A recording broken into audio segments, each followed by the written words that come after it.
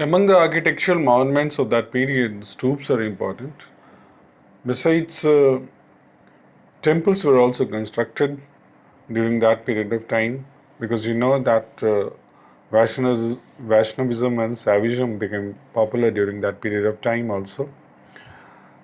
So many temples were constructed for the deities during the period following the 6th century BC onwards. The early temples had a proper plan on which they were constructed. There used to be a square room in the middle of the temple, which was known as Garbhagriha. It had a single doorway. The worshipper could enter inside through this doorway to worship the image. Gradually, a tall structure started to be constructed over the Garbhagriha, which is known as a shikhar. That is what used to be the structure of the main temple. The walls of the temple were decorated with beautiful pieces of sculpture. With the passage of time, the temple architecture registered a significant growth.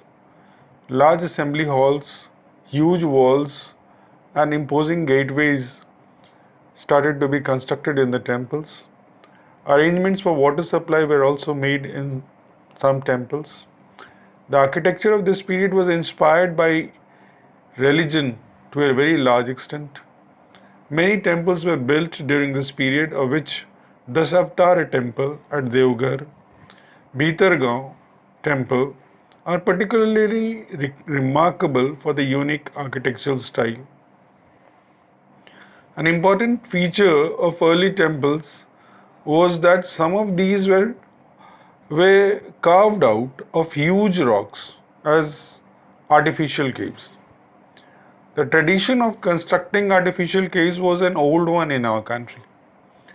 The earliest artificial caves were built in the 3rd century BC.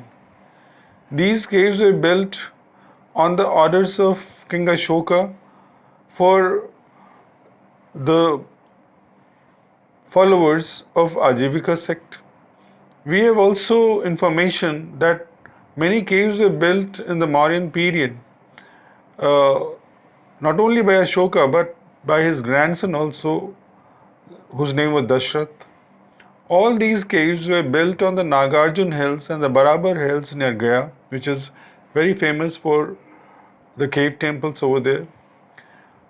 Of the caves built by Ashoka, the Sudama cave and the cave of Lomsa Rishi are very beautiful. Some of the excellent rock caves were excavated also in the Deccan region. The caves of Ajanta are a remarkable specimen of architecture. Their beautiful pillars are of varied design and size, and the inner walls and ceilings are decorated with very beautiful paintings. There are rock-cut stoop caves and vihars at Bagh in Madhya Pradesh. Though the Bagh caves are simple from architectural point of view, they have been decorated with finest paintings. The caves of Ellora are remarkable specimen of rock-cut vihars and Chaitya halls. Of these, Vishkarma Chaitya cave is a unique creation. We come to know from copper plates inscription that the Ellora caves was extremely magnificent, and even the person, the chief sculptor, was amazed after uh, completing the construction of that cave. During this period, magnificent monolithic temples cutting a block of hillside were built also. A significant characteristics of these temples was a spacious hall and finely carved pillars. In the 7th century, the Pallav kings Mahendra Varman and Narsimha Varman got built at Mamallapuram a number of pillared halls and 7 monolithic temples, which are famous today as the Rath temples.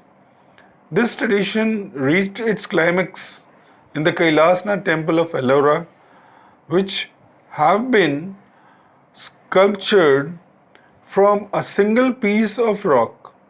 So it could be understood how difficult it would have been that the sculpture had been made from a single block of rock, and the whole temple uh, have been created by sculpturing that small hillock, which today is in the form of the Kailashnath temple at Ellora. So these are extremely magnificent pieces of architecture that was developed during that period of time, and that relates with the Brahminical religion. So not only Buddhist architectural monuments were constructed, but architectural monuments related with other branches of religion were also constructed during that period of time, and that which exists today, even today, are important sources of information for us for knowing the period and the philosophical development, the religious development that took place during the period that we are discussing.